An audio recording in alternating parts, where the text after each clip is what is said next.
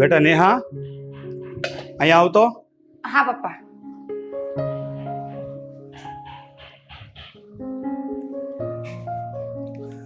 બોલો પપ્પા, શું કામ હતું? જો બેટા, આવતા સોમવારે તારી અને રોહનની સગાઈ નક્કી થઈ ગઈ છે, તો આપણે રોહનના ઘરે જવાનું છે. તો તું તારી બધી તૈયારી કરી રાખજે. સારું પપ્પા, હું તૈયારી કરી રાખીશ.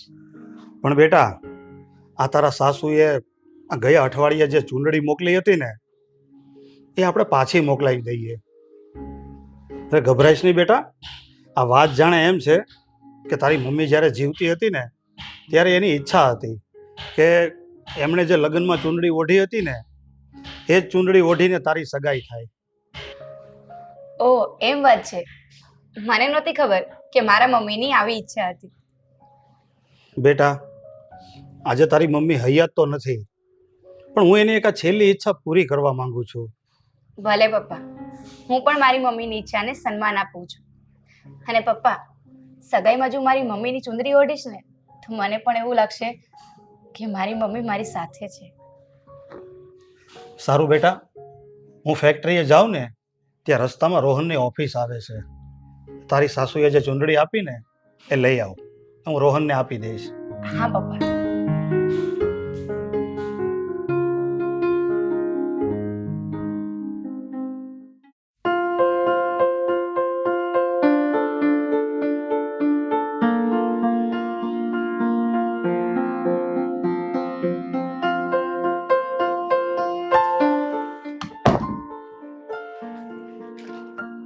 અરે બેટા, આ પ્લાસ્ટિકની બેગમાં શું છે?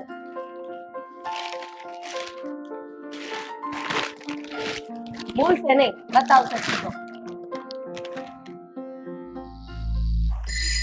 બેટા, આ ચુંદડી તો આપણે નેહાને ઓઢાડવા લાવ્યા હતા એ છે ને? હા, આ એ જ ચૂંદડી છે જે મારા થનાર સસરાએ પાછી મોકલાવી છે. પાછી મોકલાવી છે? પણ કેમ પાછી મોકલાવી છે? એ બધું એણે મને કંઈ નથી કીધું. એણે માત્ર એટલું જ કીધું છે કે આ ચૂંદડી જઈને તમે તમારા મમ્મી પપ્પાને પાછી આપી દેજો. ગિરીશ, તમે પિયુષભાઈને ફોન લગાડો તો અને એને પૂછો કે આ ચુંદડી એને કેમ પાછી મોકલાવી છે. એમાં ફોન કરીને પૂછવાનું શું હોય? આ સીધી જ વાત છે કે એમને આ સગાઈ મંજૂર નથી, કારણ કે રોહન અને નેહાની સગાઈની વાત ચાલતી હતી ને, ત્યારે જ એમની ઈચ્છા નહોતી.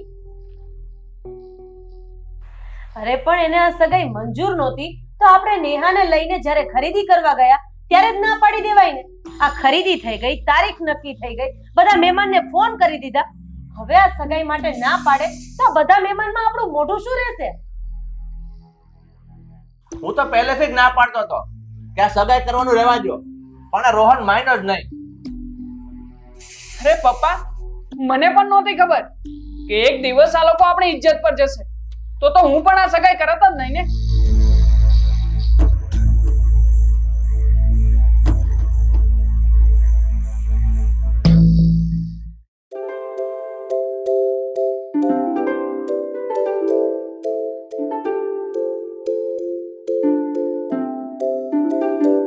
કેમ આજે મારો થનારો પતિ મારી સામે આમ ઘૂરી ઘૂરીને જોવે છે?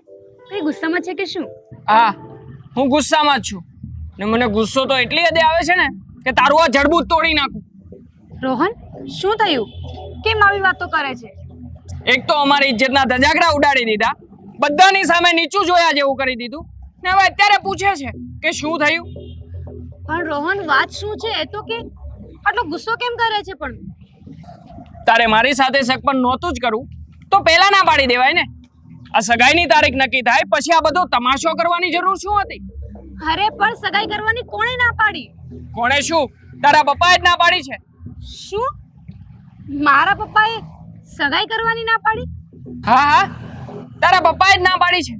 એણે અમારી મોકલાવેલી સગપણની ચૂંદડી પાછી મોકલાવી છે ને આવું કરીને એણે અમારું અપમાન જ કર્યું છે. અરે પણ રોહન, તમે સમજો એવું નથી. વાત એમ છે કે બસ, મારે તારું કંઈ જ નથી સાંભળવું. શું છે અને શું નહીં ને એની બધી જ મને ખબર પડી ગઈ છે.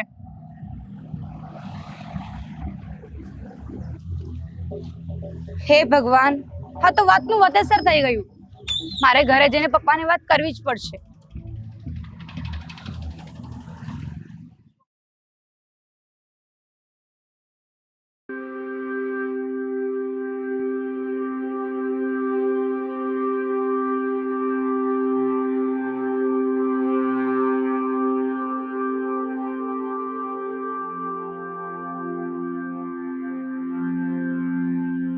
કેમ બેટા, શું વાત છે?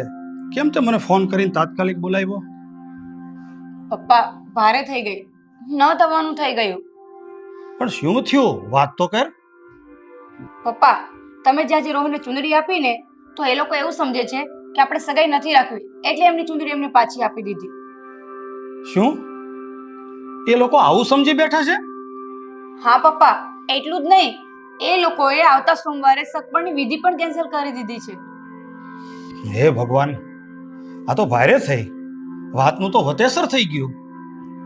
પપ્પા તમે રોહનને જ્યારે ચુંદડી આપી ત્યારે એને કઈ વાત નહોતી કરી, એમને ચુંદડી આપીને આવતા રહ્યા હતા.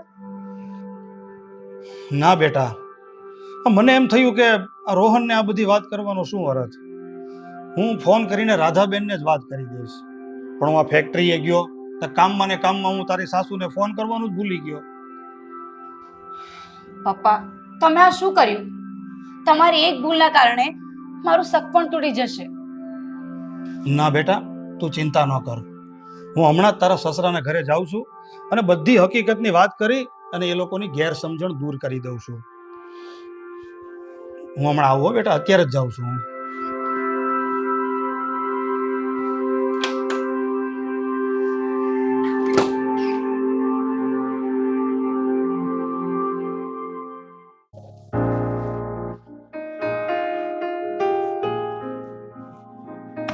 કેમ અહીંયા સુધી ધક્કો ખાવો પડ્યો?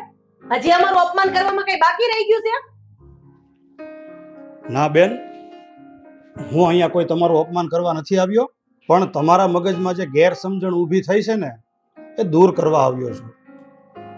ગેરસમજણ તો તમે જ્યારે ચુંદડી પાછી મોકલાવી દીધી ને ત્યારે જ થઈ ગઈ હતી.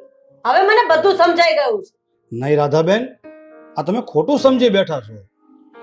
મારે નેહાની સગાઈ નથી રાખવી એટલે મેં ચૂંટણી પાછી નથી મોકલાવી. તો પછી ચુંદડી પાછી મોકલાવાનું બીજું કારણ શું છે? ગિરીશભાઈ, અમારી પત્ની જ્યારે હયાત હતી ને ત્યારે એની ઈચ્છા હતી કે એમણે જે લગ્નમાં ચૂંદડી ઓઢીને એ જ ચૂંદડી એની દીકરી ઓઢે.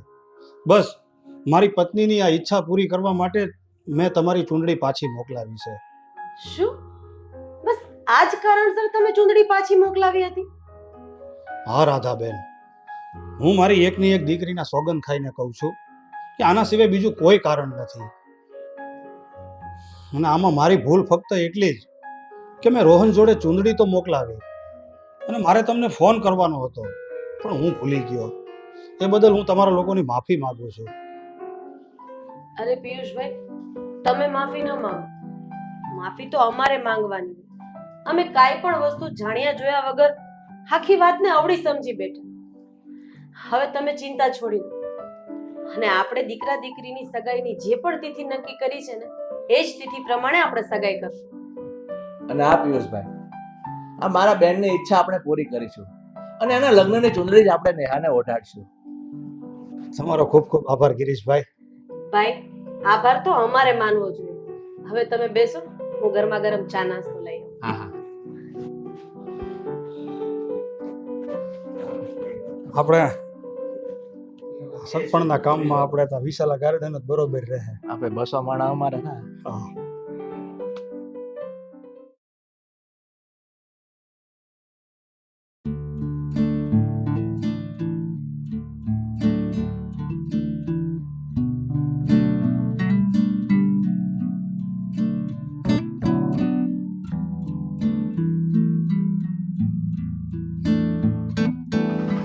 નેહા મારાથી નારાજ થઈ ગઈ છે કે શું?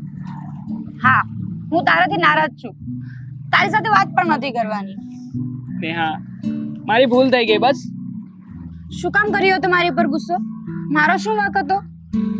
નેહા તારો કોઈ જ વાંક નહોતો.